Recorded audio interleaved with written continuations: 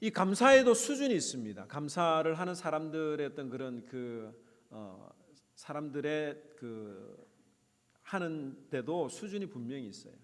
어떤 분들은 낮은 수준의 감사를 하고 어떤 분들은 높은 수준의 감사를 하는데, 대체적으로 우리 어린아이들이 어떤 감사를 하느냐 하면 조건에 따라서 감사를 하는 것들이 많습니다.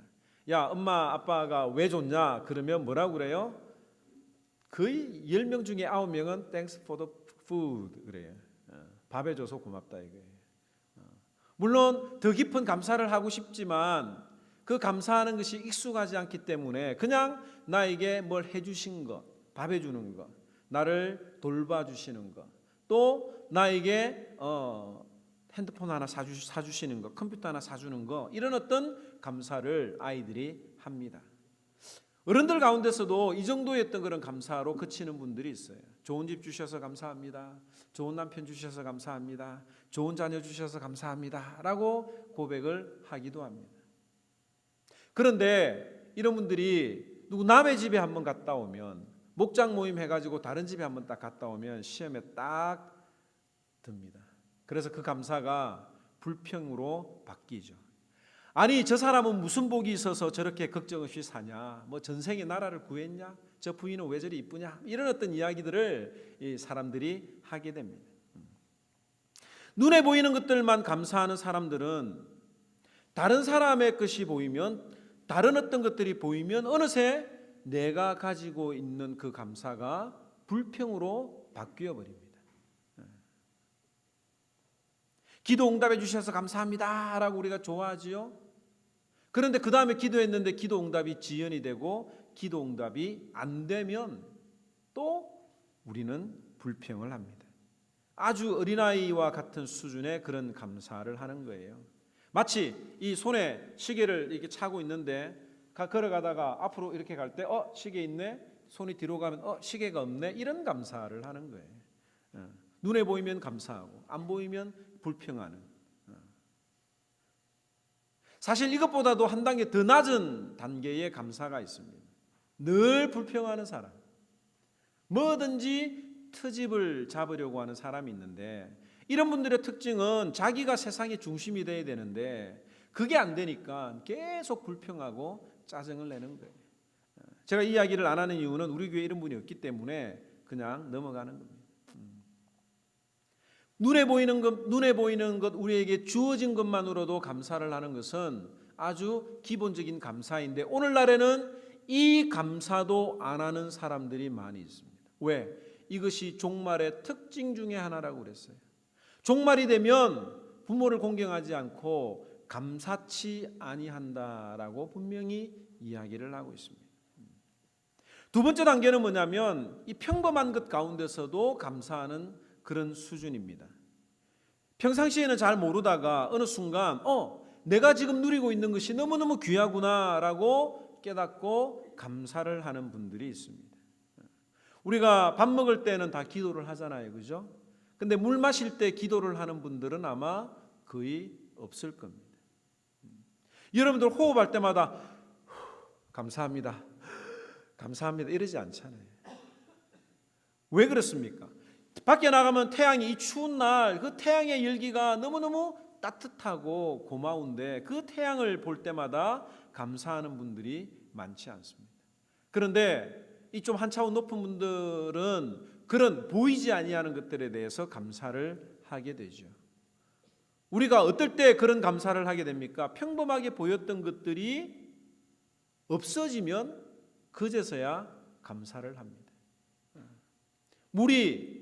마실 물이 있을 때는 감사를 안 하다가 마실 물이 없으면 그때 내가 마음 편하게 시원하게 물을 마실 수 있었던 것이 참 감사한 일이구나라고 생각을 하게 되죠. 공기도 마찬가지입니다. 자녀도 마찬가지예요.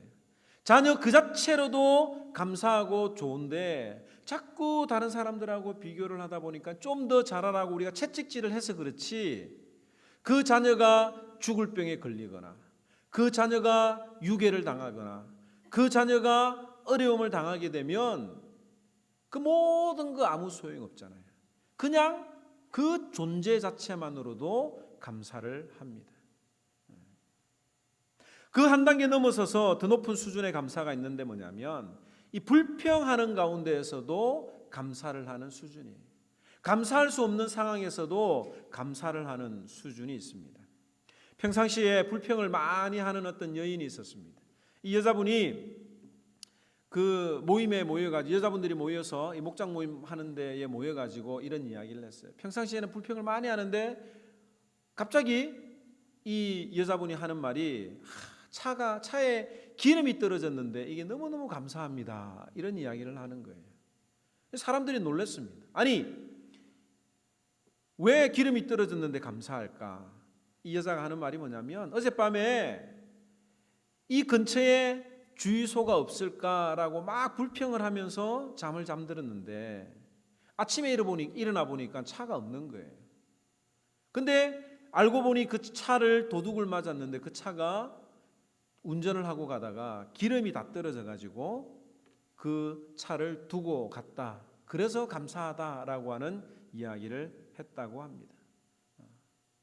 우리가 처음에는 실패한 줄 알았는데 처음에는 불행한 것이라고 생각을 했는데 나중에 보니 오히려 잘된 경우들이 많이 있죠. 그런 경우에 우리가 감사를 하기도 합니다. 여러분들 그 포스트잇 아시죠? 포스트잇. 포스트잇이 붙였다 뗐다 하는 그 종이. 그 포스트잇이 원래는 실패작이에요. 원래는 그 포스트잇을 떨어지지 않는 종이를 만드는 것이 그 회사 사람들의 방침이었는데 그 혼합물을 제조하는데 비율을 잘못해서 불량품이 나왔어요. 근데 떨어졌다가 손으로 떼니까 금방 떨어지는 거예요. 그런데 거기에서 아이디어를 얻어가지고 이 포스트잇이라고 하는 것이 만들어졌다고 합니다. 어느 정도 신앙 훈련을 받은 분들은 기도 응답이 노라고 대답을 할 때에도 우리가 하나님 앞에 감사할 수 있는 신앙의 수준으로 올라갑니다. 때로는 우리가 어려움을 당할 때라도 그 가운데에서라도 하나님의 뜻을 찾아보려고 애를 쓰는 분들이 있습니다. 불행 가운데서도 하나님 앞에 감사하려고 하는 이것이 바로 참 신자들의 감사의 모습이죠. 바로 이 오늘 하박국의 감사가 여기에서 출발된다고 하는 것을 우리가 생각을 해야 합니다. 이 하박국은 남유다의 선지자였습니다. 그리고 그는 오랫동안 하나님 앞에 기도했던 사람입니다. 하박국 1장 2절에서 3절에 보면 여호와여 내가 주께 부르짖어도 주께서 듣지 아니하시니 어느 때까지입니까? 라고 하나님 앞에 항변을 했어요. 하나님, 내가 지금 오랫동안 기도를 하고 있는데 왜 안 들어줍니까? 그래서 이 마음에 낙심한 상태였습니다. 우리도 하나님 앞에 기도하다가 오랫동안 하나님이 기도 응답을 하지 않으시면 낙심해서 어느새 그 기도 제목이 사라지는 것을 볼 수가 있죠. 이 하박국도 하나님 앞에 한 번 더 기도하는 거예요. 내가 언제까지 더 기도를 해야 됩니까? 라고 했던 사람입니다. 그가 무엇을 위해서 기도를 했느냐면 3절에 보면 내가 강포를 인하여 외쳐도 구원치 아니하시나이다. 어찌하여 나로 간악하게 보게 하시며 패역을 목도하게 하시나이까. 대저 겁탈과 강포가 내 앞에 있고 변론과 분쟁이 일어났나이다. 내가 하나님 앞에 오랫동안 기도했던 그 기도의 제목이 뭐냐면 이스라엘 백성들이 제발 하나님 앞에 돌아오도록 위해서 하나님 앞에 기도를 했는데 이 이스라엘 백성들이 하나님 앞에 돌아오지 않는 거예요. 남편을 위해서, 자녀들을 위해서, 내 사랑하는 가족들과 친구들을 위해서 하나님 앞에 기도할 때 그 영혼을 위해서 오랫동안 기도를 했는데 하나님이 들어주시지 않으면 우리도 이런 기도를 할 때가 있잖아요. 더더군다나 이 남유다 사람들은 아수르라고 하는 그 나라의 침략을 당해서 큰 고통을 당했습니다. 아수르가 쳐내려와서 많은 사람들을 포로로 끌고 가려고 했습니다. 그런데 이 이스라엘 백성들은 그런데도 정신을 차리지 않는 거예요. 하나님의 은혜로 아수르가 이스라엘을 예루살렘을 침공하지 못하도록 하셨습니다. 지금 우리 이사야서 강해를 수요일마다 하고 있는데 다음 주에 우리가 다음번에 살펴볼 내용이지요. 아수르가 쳐내려왔을 때 히스기야가 기도를 했는데 그 기도를 들으시고 하나님이 아수르 군대를 멸망시켜 버렸습니다. 그랬더니 이 이스라엘 백성들이 좀 숨통이 열리니까 하나님께로 돌아와야 되는데 여전히 불법 가운데 거했던 것입니다. 간악했고 패역했고 급탈과 강포가 하나님 앞에서 공공연하게 일어나니까 이 하박국 선지자가 하나님 앞에 기도했는데 언제까지 내가 이런 백성들을 위해서 기도를 해야 됩니까? 라고 했던 거예요. 그런데 하나님이 뭐라고 응답을 하신 줄 아세요? 하나님, 우리 이스라엘 백성들이 정신을 차려야 되는데 언제까지 이렇게 해야 됩니까? 라고 하니까 하나님이 응답을 해주셨어요. 어떻게 응답을 하셨느냐면 이스라엘 백성들은 정신 못 차렸다. 그래서 바벨론을 보내서 바벨론이 너희를 포로로 끌고 갈 것이다 라고 하나님이 응답을 해 주셨습니다. 이 하박국이 이해가 안 됐어요. 하나님의 백성이 징계를 받는 것은 당연한 겁니다. 그런데 뭐가 이해가 안 됐느냐면 왜 바벨론 사람이냐 이거죠. 그 바벨론 사람들은 굉장히 포악하기에 소문이 났던 사람들입니다. 그 내용이 바로 하박국 2장에 나와 있는 내용이 그거예요. 바벨론에 대해서 막 설명을 하고 있습니다. 하나님, 바벨론이 정말 무시무시한 저런 백성들인데 그 바벨론이 우리를 침략하다니요, 이건 더 말도 안 되는 일입니다 라고 하나님 앞에 따졌어요. 그런데 이 하박국 선지자가 하나님의 그 이야기를 듣고 난 다음에 어떤 고백을 하면 하박국 2장 14절에 보면 물이 바다를 덮음같이 여호와를 인정하는 것이 이 세상에 가득하게 될 것이다 라고 하는 고백을 합니다. 우리가 찬양으로도 많이 부르죠. 물이 바다 덮음같이 여호와를 인정하는 것이 온 땅에 가득하게 될 것이다. 이게 무슨 말이냐면 바벨론의 침략을 통해서 하나님의 공의가 이 땅에 나타날 것이다 라고 하는 고백인 것입니다. 처음에는 이 하박국 선지자가 바벨론이 쳐들어온다는 것에 대해서 의아해했지만 하나님이 그 바벨론 백성들을 보낼 것이다라고 하니까 하박국 선지자가 깨달은 거예요. 저 바벨론 사람들이 와서 이 이스라엘 백성들을 징계하고 포로로 잡아가는 것이 하나님의 공의가 하나님을 인정하는 것이 온 땅에 넘쳐나는 것이 될 것이라고 하는 것을 이 하박국 선지자가 깨닫게 된 것입니다. 그래서 이 3장에 하나님 앞에 고백을 하는 거예요. 오늘 3장 1절에 보면 시기온옷에 맞춘 바 선지자 하박국의 기도라고 이야기를 합니다. 이 시기온옷이라고 하는 뜻은 어떤 뜻이냐면 특별한 리듬을 가진 찬양이에요. 특별한 리듬을 가진 찬양이에요. 그런데 이 찬양의 리듬이 좀 빠르고 격정적인 어떤 리듬의 찬송이라고 볼 수가 있습니다. 예루살렘이 지금 멸망하는 것을 하박국 선지자가 듣고 찬양을 하는데 우리나라가 망하게 되고 내 가족이 멸망당한다는 소식을 들으면 슬픈 노래를 불러야 되잖아요. 그런데 이 바벨롯은 빠른 노래로 빠른 비트로 노래를 불렀던 거예요. 마치 그 이별의 아픔을 빠른 리듬으로 승화를 하는 요즘의 어떤 그런 노래들. 19절 하반절에 보면 이 노래는 지휘하는 사람을 위하여 내 수금에 맞춘 것이라고 이야기를 했습니다. 노래가 굉장히 비트가 빨랐습니다. 비트가 막 빠른 노래고 즐거운 노래인데 그 가사는 굉장히 슬펐어요. 그 가사의 내용이 뭐냐면 하나님, 바벨론이 빨리 침공하게 해주세요 라고 하는 노래의 가사예요. 2절 한번 읽어봅시다. 2절 3장 2절 다 같이 시작. 여호와여, 내가 주께 대한 소문을 듣고 놀랐나이다. 여호와여, 주는 주의 일을 이 수년 내에 부응하게 하옵소서. 이 수년 내에 나타내시옵소서. 진노 중에라도 긍휼을 잊지 마옵소서. 우리가 이 성경 말씀 너무너무 좋아하잖아요. 이 성경 말씀 좋아하면 어떤 일이 일어나느냐면 하나님의 징계가 막 임하는 거예요. 수년 내에 부흥하게 하옵소서. 이 말은 뭐냐면 빨리 바벨론이 쳐내려와서 이스라엘 백성들이 정신을 차리게 해주세요라고 하는 내용의 가사가 바로 이 구절이에요. 우리가 하나님이 말씀을 인용을 할 때 정말 그 내용을 잘 알고 인용을 해야 합니다. 왜 그렇습니까? 그러면서 이 하박국 선지자가 끝에 이런 기도를 하죠. 뭐라고 합니까? 진노 중에라도 긍휼을 잊지 마옵소서.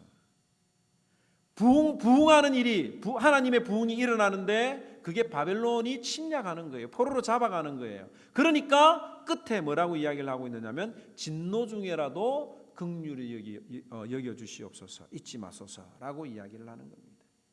바벨론이 침공할 때 얼마나 힘들겠습니까? 내 사랑하는 가족이 포로로 끌려가면 얼마나 괴롭겠습니까? 그런데 이 하박국 선지자는 그것을 노래했고 그 바벨론이 쳐내려올 때 좀 하나님 자비를 베풀어서 좀 그래도 덜 아프게 덜 다치게 해달라고 하나님 앞에 기도를 하는 겁니다. 여러분들 중에 이런 기도를 한번 해보신 분들이 있으세요?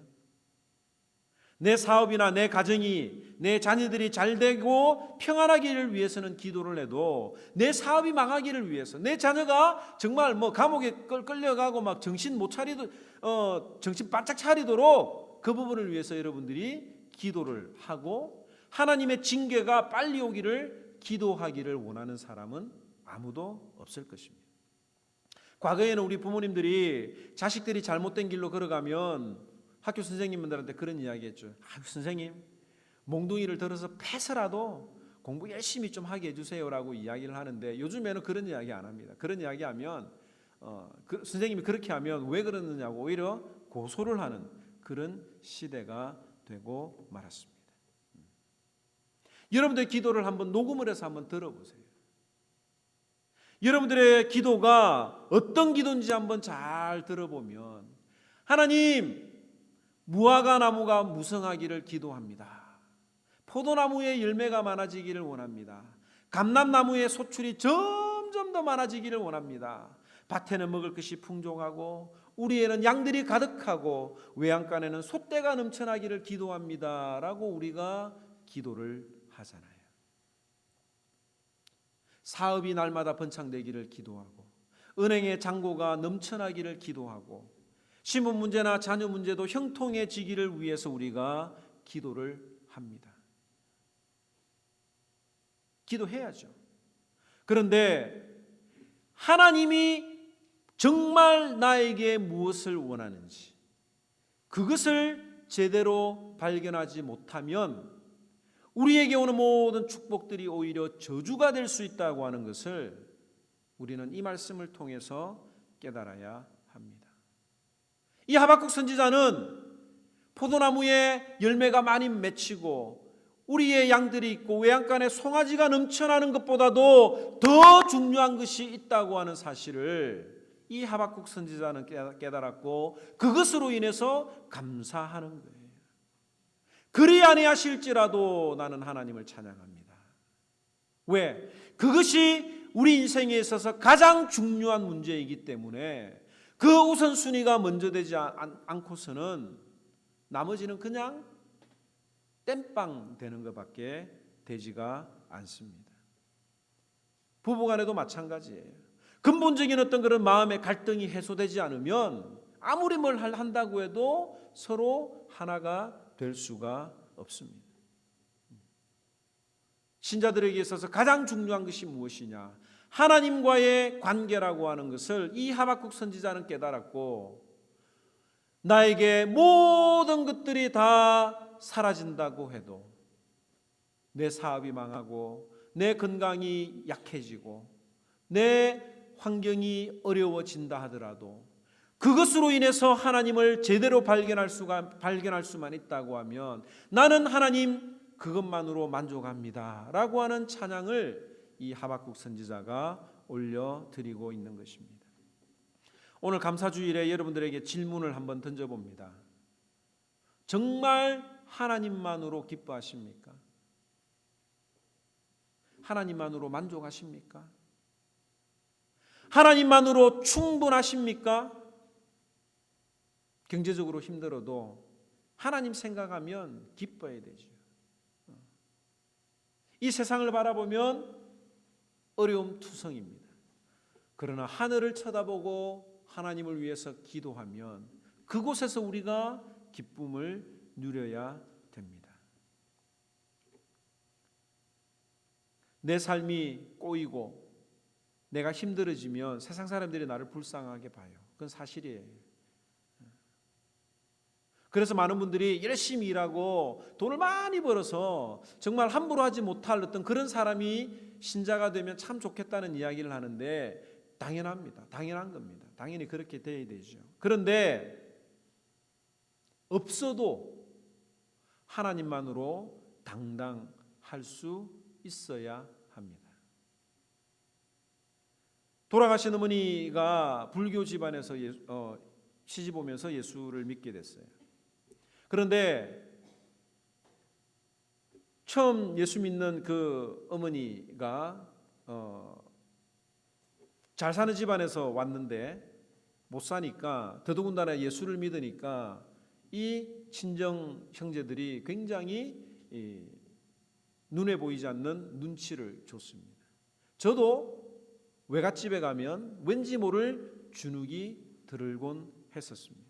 잘 살고 뭐 떵떵거리고 살고, 근데 반면에 예수 믿는 우리는 잘 못 살고 사골세에 저 철길에 기찻길 옆에 사니까 아무래도 당당해질 수가 없었죠. 그런데 예수 그리스도가 내 마음속에 들어오게 되니까 얼마나 당당한지 모릅니다. 하나님이 얼마나 위대하신 분인데, 그분이 얼마나 나를 사랑하고 계신데 라고 하는 확신을 가지는 순간 모든 세상 사람들의 비교는 아무 문제가 되지가 않았습니다. 왜 우리가 하나님에 대해서 모르는가? 왜 하나님에 대해서 충분하지 않는가? 왜 하나님만으로 만족하지 못하는가? 그 이유는 한 가지예요. 하나님을 모르기 때문에 그렇습니다. 성경으로 머리로는 알아도 내 마음으로는 하나님을 믿지 못하기 때문입니다. 경험해 본 적이 없어서 그래요. 하박국이 알았던 하나님은 어떤 분입니까? 바로 영광의 하나님이며 능력의 하나님입니다. 그 내용이 바로 이 하박국 3장에 나오는 내용이에요. 3절에서 6절에 보면 그 하나님의 존재를, 그 하나님 존재 그 자체에 대해서 떠오르는 햇빛으로 묘사를 했습니다. 3절부터 6절까지 제가 읽어보겠습니다. 하나님이 대만에서부터 오시며 거룩한 자가 바란 산에서 오시는도다. 그의 영광이 하늘을 덮었고 그의 찬송이 세계에 가득하도다. 그의 광명이 햇볕 같고 광선이 그의 손에서 나오니 그의 권능이 그 속에 감추어졌도다. 역병이 그 앞에서 행하며 불덩이가 그의 발밑에서 나오는도다. 그가 서신즉 땅이 진동하며 그가 보신즉 여러 나라가 전율하며 영원한 산이 무너지며 무궁한 작은 산이 넘어지나니 그의 행하심이 예로부터 그러하시도다. 우리가 대통령의 이름을 함부로 부릅니다. 뭐 트럼프가 어떻고 뭐 한국의 대통령의 이름을 막 부르면서도 그렇게 함부로 이야기를 합니다. 이건 이렇고 저건 저렇고 이야기를 합니다. 그런데 여러분들이 대통령 앞에 딱 서보십시오. 청와대나 백악관에 딱 갔는데 대통령이 있고 뒤에 경호하는 사람들이, 그 참모들이 있고 방송하는 기자들이 있고 카메라를 들이들고 사진을 막 플래시가 막 터지면 그 앞에서 주눅이 안 들겠어요? 그 앞에서도 대통령 당신 좀 제대로 하세요, 뭐 큰 소리 칠 수 있는 사람이 과연 얼마나 있을까요? 함부로 못합니다. 마찬가지예요. 우리가 하나님에 대해서 불평하고 하나님을 까지만 진짜 하나님을 만난 사람들은 절대로 그럴 수가 없습니다. 하나님이 숨을 들이마시기만 해도 여기에 남아있을 사람은 아무도 없습니다. 이 지구는 다 끝장이 납니다. 바로 그런 하나님을 이 하박국은 고백을 했던 거예요. 그 다음에 7절에서 15절까지는 하나님의 능력을 찬양을 하는 겁니다. 하나님이 어떠하신 일을 하셨는지에 대해서 그 능력을 보면서 찬양을 하는데, 이스라엘 백성들이 하나님의 능력을 찬양할 때 제일 먼저 고백하는 게 뭐냐면, 이스라엘 백성들을 애굽에서 건져주신 하나님을 가장 위대한 하나님으로 생각을 합니다. 그 홍해바다를 가르시고 그 홍해바다에 애굽 군대들을 몰살시킨 그 하나님을 자주 고백하고 찬양을 합니다. 그만큼 중요하다는 이야기예요. 이걸 오늘날의 말로 한번 바꿔볼까요? 자, 이게 얼마나 엄청난 일이냐면, 여러분은 슬로베니아 아세요? 슬로베니아 이야기 들어보셨어요? 슬로베니아가 어디에 있습니까? 예. 그 다음에 마케도니아 공화국, 나미비아라고 하는 나라를 아세요? 나미비아, 레소토, 라트비아. 제가 지금 이야기했던 이 나라가 공통점이 있습니다. 이 나라의 공통점은 인구가 200만 명 정도 되는 나라예요. 200만 명 정도 되는 나라예요. 그런데 이 200만 명 되는 나라, 우리가 알지도 못하는, 어디 있는지도 구체적으로 알지 못하는 이 나라가 미국하고 싸워서 이긴 거예요. 지금 현재 군사 전문가들은 이 세상에 있는 모든 나라의 군사력하고 미국의 군사력하고 붙어도 누가 이긴다고 그럽니까? 미국이 더 세다고 그래요. 그 정도인데, 그 200만 되는 이름도 잘 모르는 그 나라가 미국을 상대로 이겼다라고 하면 이게 엄청난 일이 아닙니까? 그야말로 어마어마한 일이에요. 이 미국보다 고대 이집트가 더 월등하게 위대한 이유가 뭐냐면, 미국은 역사가 한 300년 정도 이렇게 돼가고 있는데, 이집트의 역사는 3,000년이 넘습니다. 3,000년 동안 부흥했습니다. 그 고대 유적들이 얼마나 큰지, 이집트에 있는 박물관을 가잖아요. 카이로에 있는 박물관을 가면 그 박물관에 전시품들이 막 돌아다녀요. 막 뒹굴어 돌아다녀요. 전시를 제대로 못 해놓을 정도로 유물들이 아직도 많이 나오고 있습니다. 우리나라는 그때 뭘 했느냐? 청동기 문화에 이제 막 접어들기 시작했습니다. 청동기 문화는 뭐냐면, 그 민무늬 톡이라고 여러분들 들어보셨어요? 이 톡이 만들고, 그 다음에 구리로 거울 만드는 때, 거울 이제 막 만들어가지고 발견해가지고 구리로 거울 만들고, 고인돌로 이 무덤을 세우던, 돌 이렇게 여기 하나 그 다음에 이렇게 가운데 이렇게 하나, 고인돌 아시죠? 우리나라에도 고인돌 있는 거 아시죠? 그 고인돌을 만드는 그때 이집트는 뭐 했느냐? 피라미드를 만들었어요. 피라미드를 만들었다고요. 얼마나 위대했던 일인지 지금도 그 피라미드의 비밀이 수수께끼가 풀리지 않을 정도입니다. 그런데 거기서 이스라엘 백성들이 노예로 지내다가 제대로 나라도 갖추지 못했던 애굽 사람들이, 군사도 없고 지도자도 없던 그 이스라엘 백성들이 애굽 군대로부터 목숨을 건질 수 있었다라고 하는 것은 그때 당시에 어마어마한 소식이었던 것입니다. 이스라엘을 애굽에서 건져내셨던 분이 하나님이라고 하는 사실을 듣고 모든 사람들이 다 놀랐어요. 그래서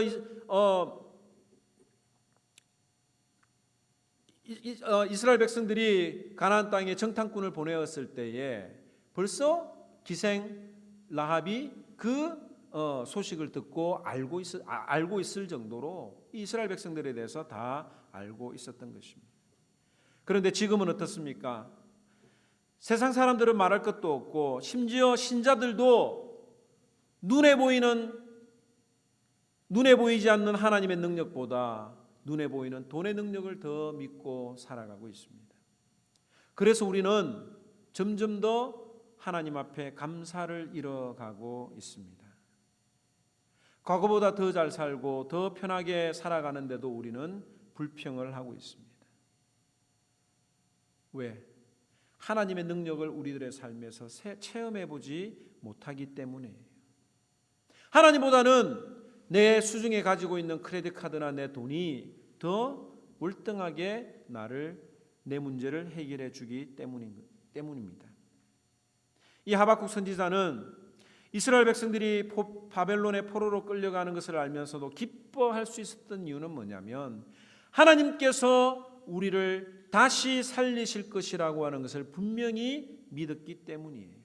아무리 강대국인 바벨론이라 하더라도 하나님의 능력에 견주면 아무것도 아니라고 하는 사실을 분명히 믿었고 확신을 했습니다. 그래서 19절에 주 여호와는 나의 힘이시라 나의 발을 사슴과 같게 하사 나를 나의 높은 곳으로 다니게 하시리로다 라고 고백을 했습니다.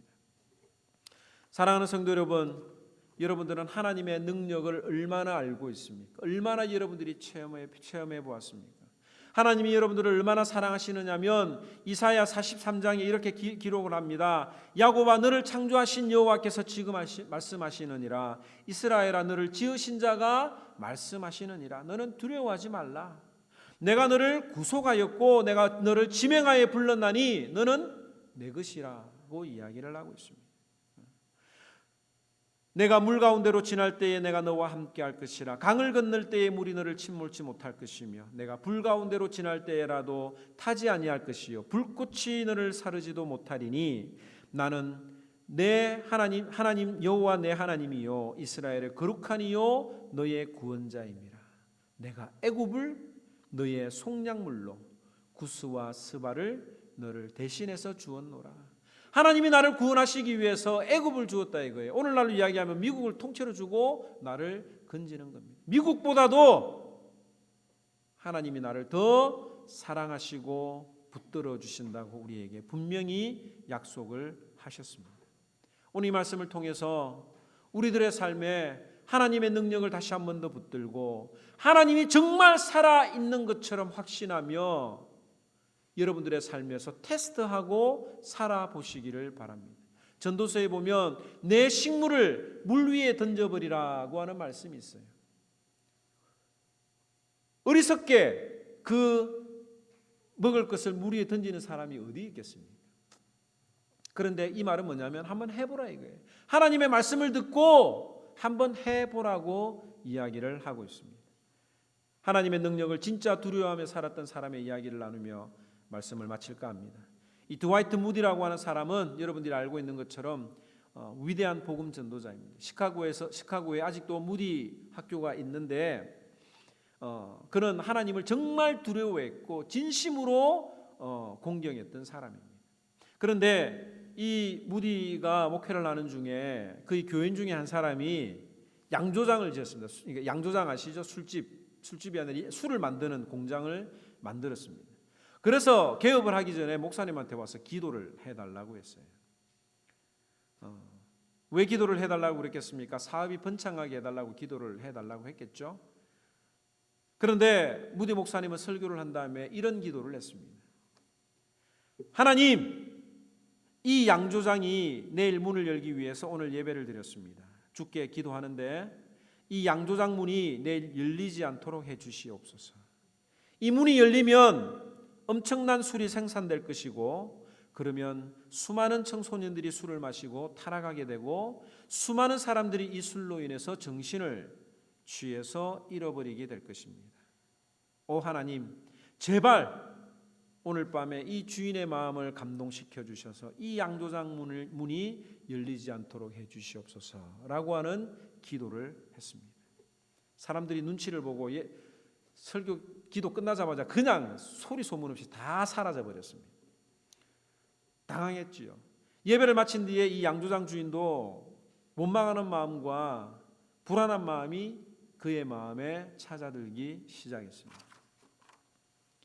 아휴, 내가 왜 목사님을 초대해가지고 이런 사단이 났는가라고 후회를 하면서도 한숨을 잘 수가 없었습니다. 그런데 새벽이 되자 일어나서 하나님 앞에 조용하게 기도를 합니다. 그리고 기도 가운데 그것이 하나님의 뜻에 어긋난다라고 하는 것을 깨닫고 눈물을 흘리며 그 양조장 문을 열지 않기로 하나님 앞에 결심을 하고 그 양조장 건물이 하나님 나라의 사업 쓰여지게 될 것이라고 다짐을 하게 됩니다. 뒤에 이 건물이 무디 신학교가 출발하게 되는 첫 건물이 되었다고 합니다. 이런 사람에게 하나님이 축복을 해주시지 않겠습니까? 오늘 이 말씀을 통해서 사람을 두려워하지 않고 하나님이 나의 모든 인생이 되신다라고 하는 것을 고백하는 삶이 우리 모든 사랑하는 하모니언들을 통해서 고백되어지기를 주님의 이름으로 축원합니다. 하나님 한 분만으로, 하나님 한 분만으로. 우리 찬양 부르면서 하나님, 무화과 나무 잎이 떨어지고 내가 때로는 정신 못 차릴 때 하나님 나를 좀 쳐주세요. 내가 좀 어려움을 당하더라도 그로 인해서 내가 주님을 만날 수 있다고 하면 감사합니다 라고 하는 그런 감사가 우리의 삶에 나타나기를 바랍니다. 힘있게 찬양합시다. 이런 고백으로 찬양합니다. 무화과 나무 잎이 마르고 포도 열매가 없으며 감람나무 열매 그치고 논밭에 식물이 없어도 우리의 양떼가 없으며 외양간 송아지 없어도 난 여호와로 즐거워하리 난 여호와로 즐거워하리 난 구원의 하나님을 인해 기뻐하리라. 기도하겠습니다. 참 좋으신 하나님 감사합니다.